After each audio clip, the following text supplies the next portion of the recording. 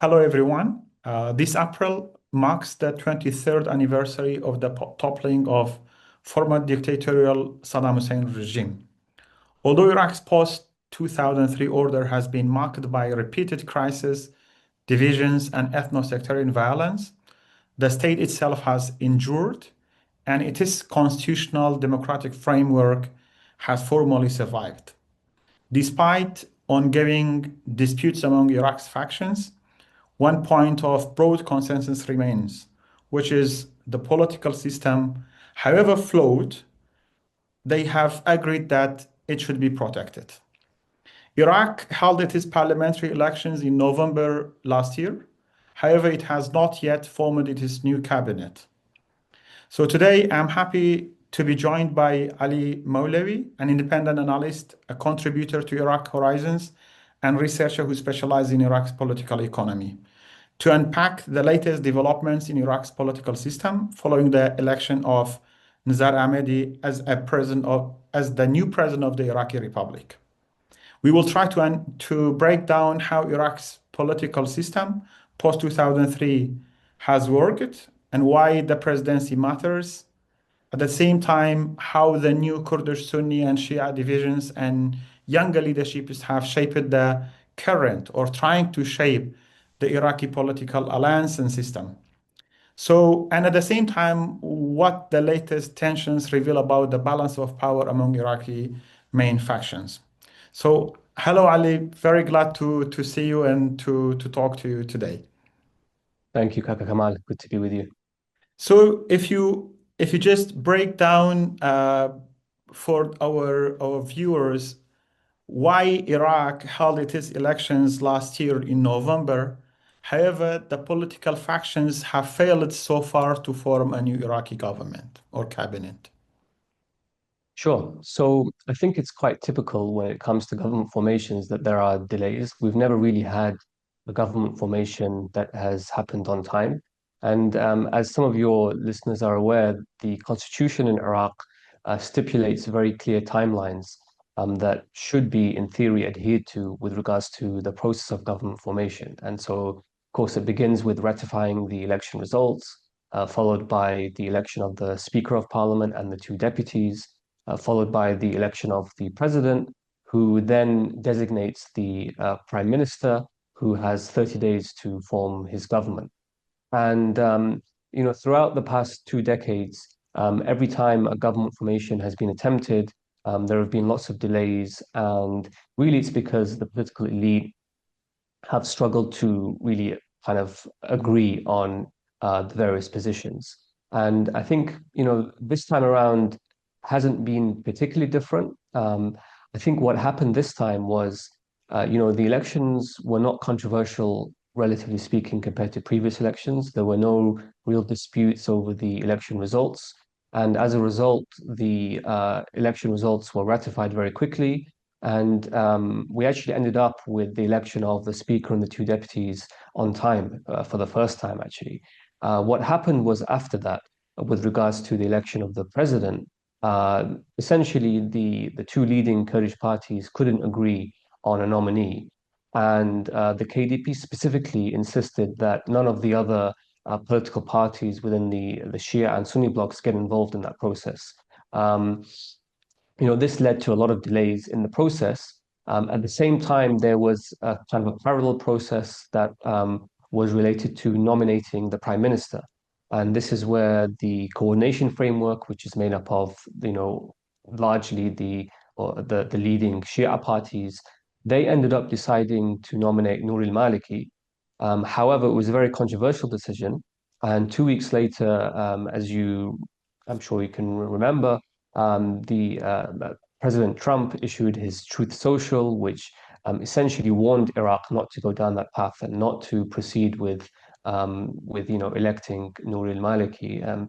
He suggested there would be severe consequences if that were to happen. And that essentially, combination of those two issues, the presidency and the prime minister debate, really derailed the entire process. And then, of course, in Ramadan, the US and the Israelis launched a war against Iran. And so really the entire process came to a standstill. until a few days ago.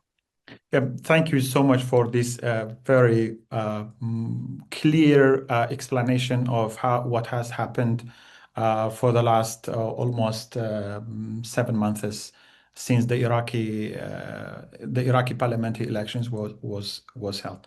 So each time when the Iraqi parliamentary elections are being held, so there are three divisions in Iraq: the Kurds, the Sunni Arabs, and the Shia Arabs.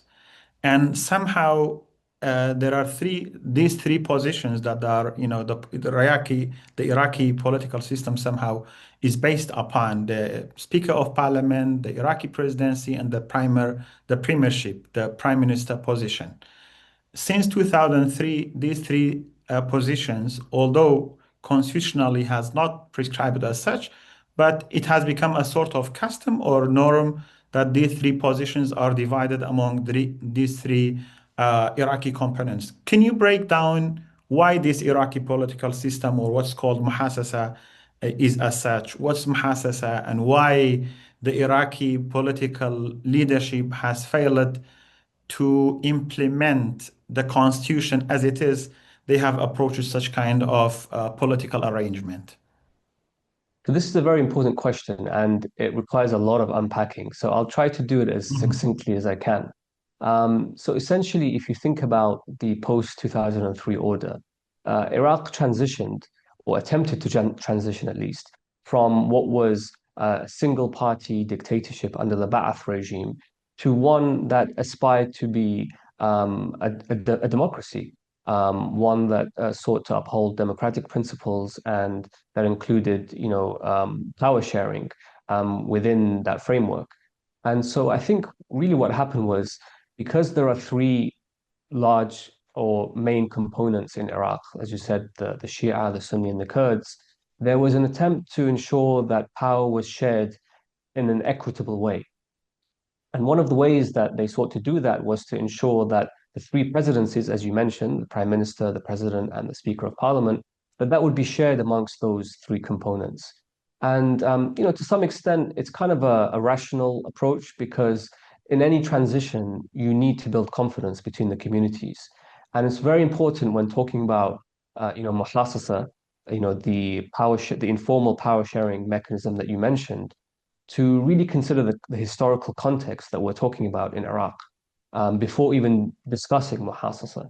Because, if you look at Iraq's modern history, it's really replete with discrimination against communities on the basis of ethnic and sectarian identity.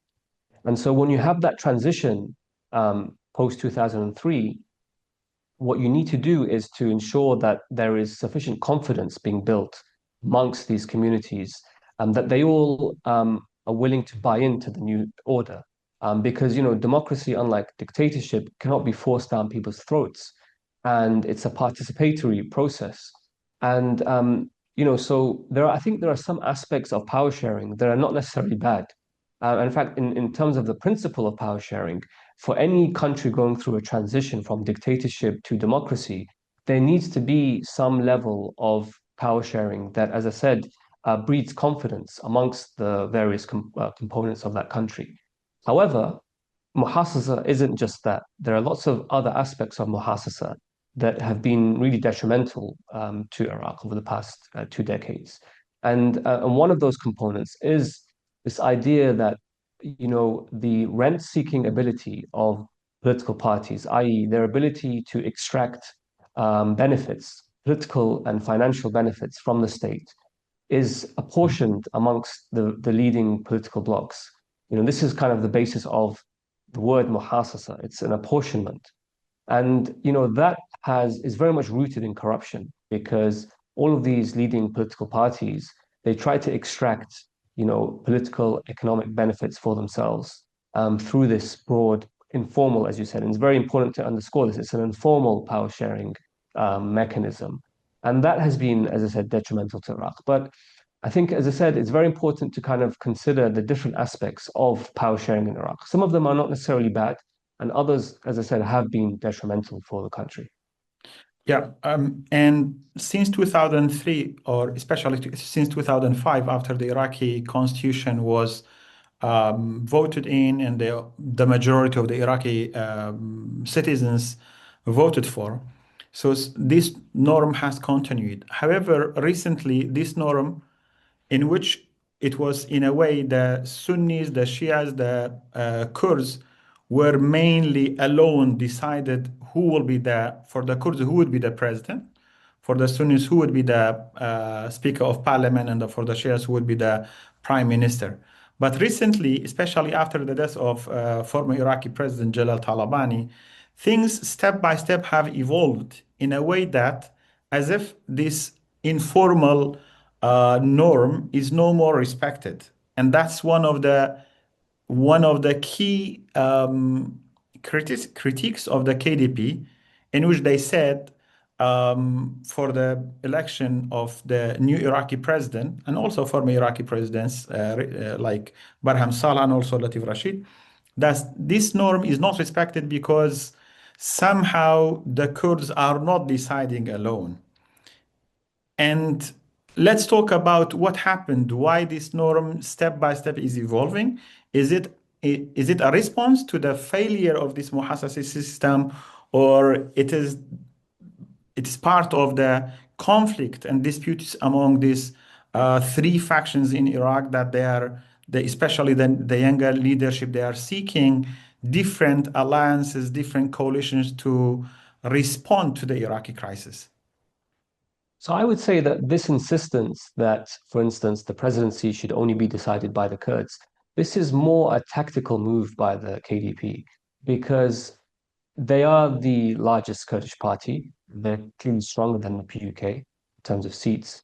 And it's in their interest to ensure that you don't have other political parties get involved in that process because it gives them greater leverage over that decision-making process. So I kind of look at it in a more cynical way, because of course, even the Sunnis and the Shias have a very similar principle that they also insist on. So, for instance, Hamid al-Halbousi, the leading Sunni politician, has also insisted on the same principle prior to the election of the speaker. He said time and time again that the speakership is the share of the Sunnis, and it should be for the Sunnis alone to decide who should be the speaker. And many of the leading Shia politicians have also insisted the same principle when it comes to the prime minister. But I do believe that it's really about a tactical approach to trying to get through the candidate that you would like to be either president or prime minister or speaker.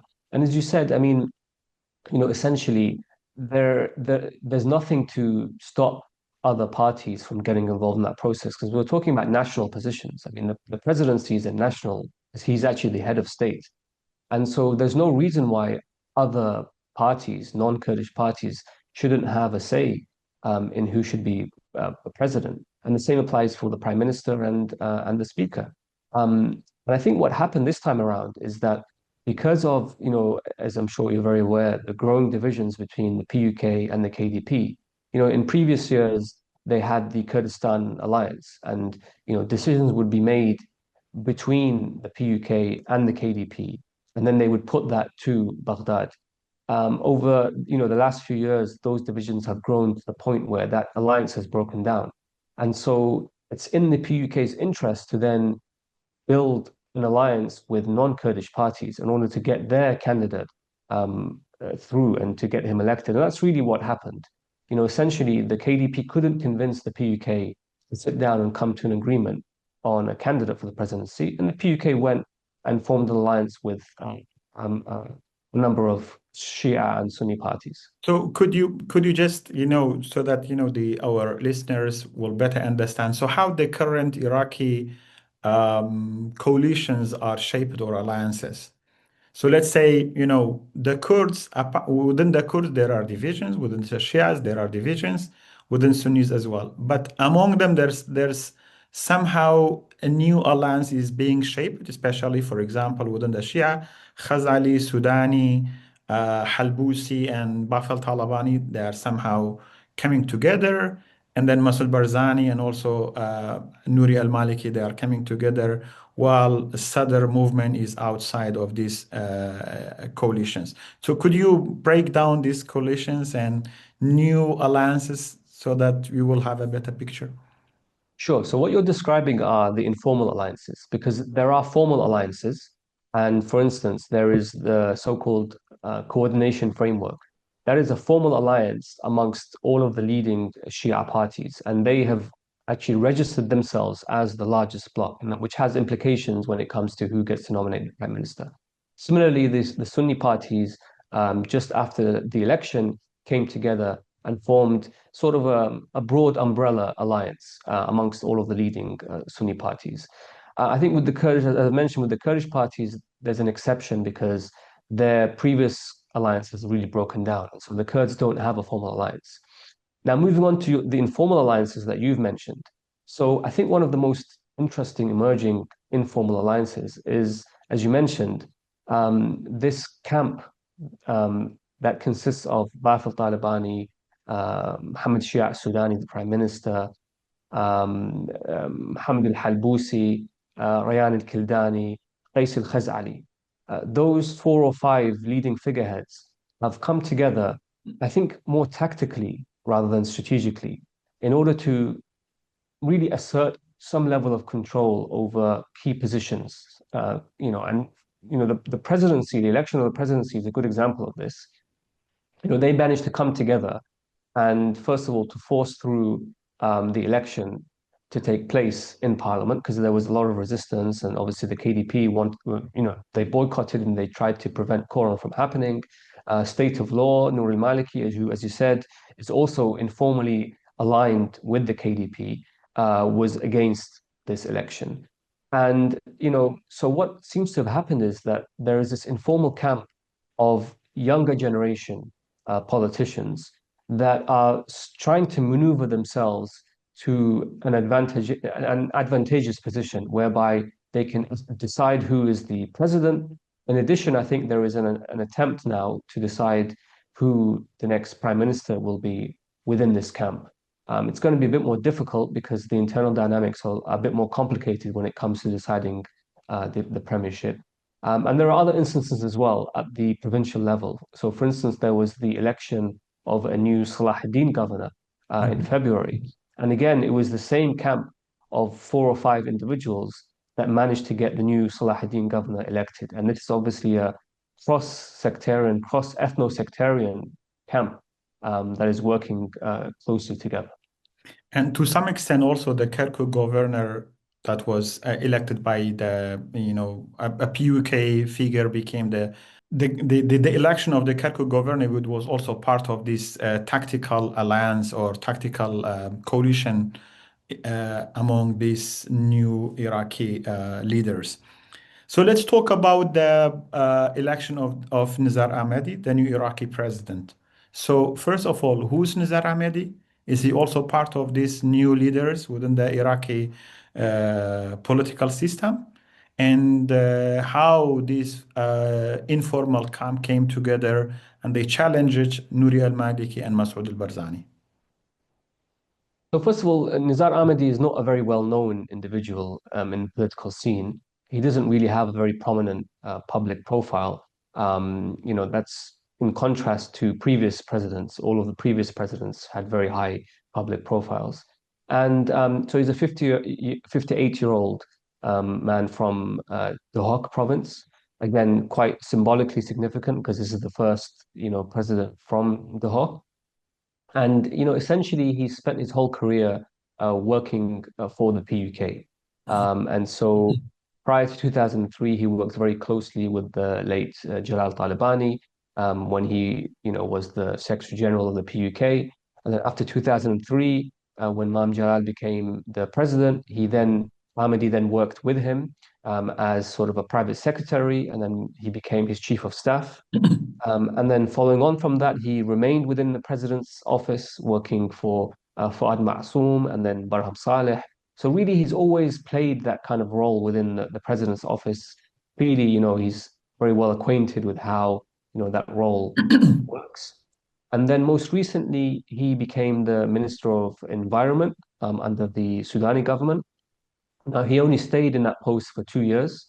After that, he resigned and he became the political bureau chief for the PUK in Baghdad, which I think is very significant Now, it's not clear to me whether Ba'ath al-Talibani, the head of the PUK, made a calculated decision to place him in that role in advance of the election in order to prepare him for this post as president.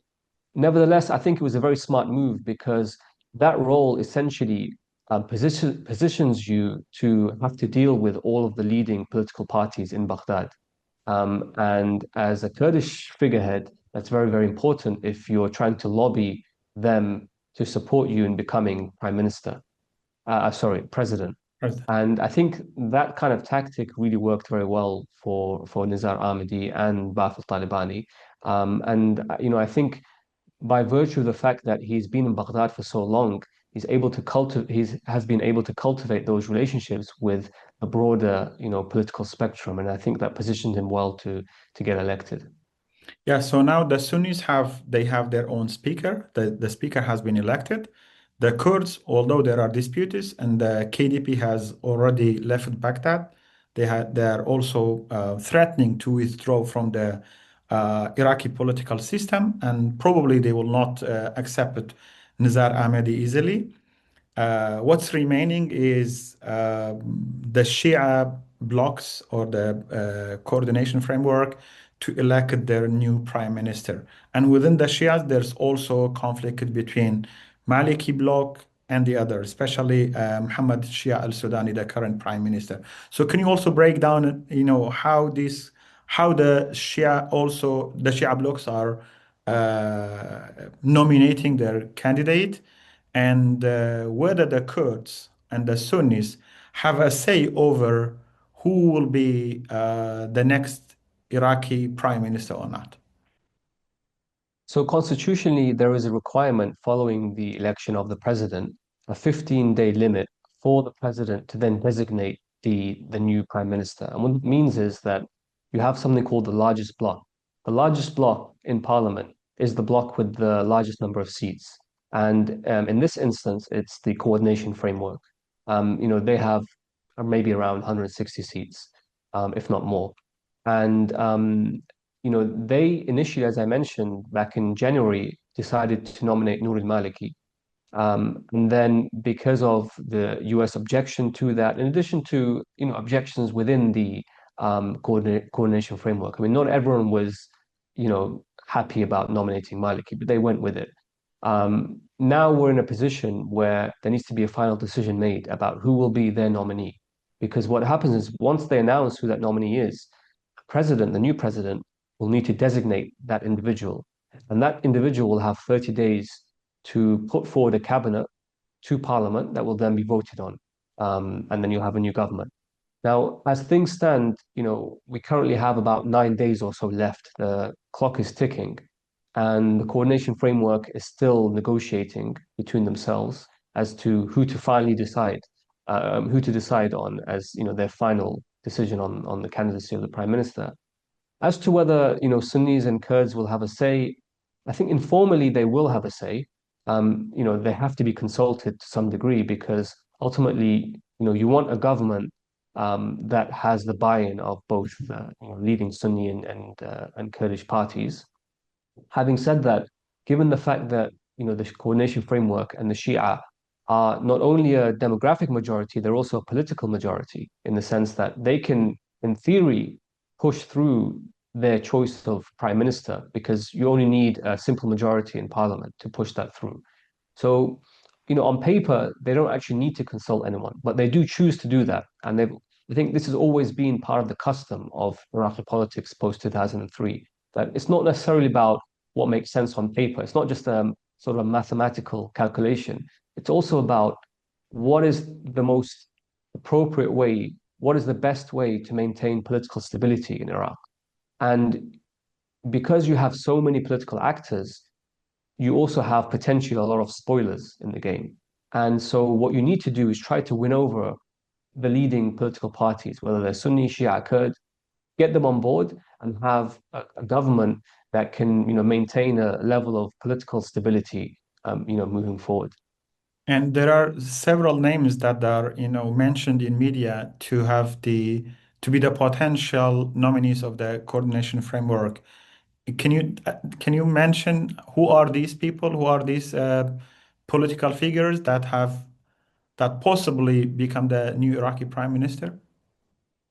So because Nouri Maliki's candidacy looks very, very unlikely, the natural fallback option is Prime Minister Mohammed Sudani, given that he is the incumbent, and his bloc or his coalition has the most number of seats within the coordination framework.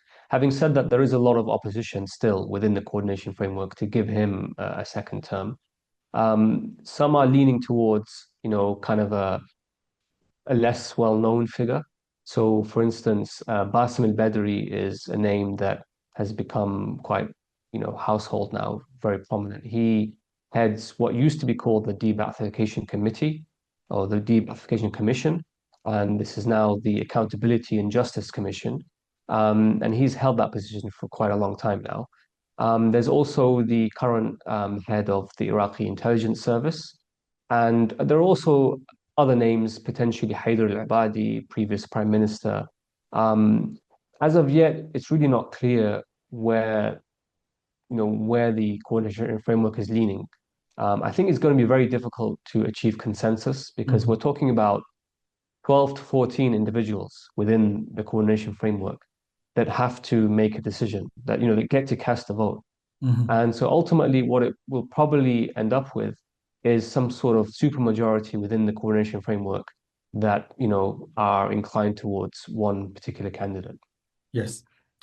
Since 2003, especially after the invasion of the of Iraq by the United States, so basically, United States has always been influential in Iraq. At the same time, also Iran and Turkey, they have been influential. And to an extent, they have been able to dictate who will be the Iraqi president or who will be the Iraqi prime minister.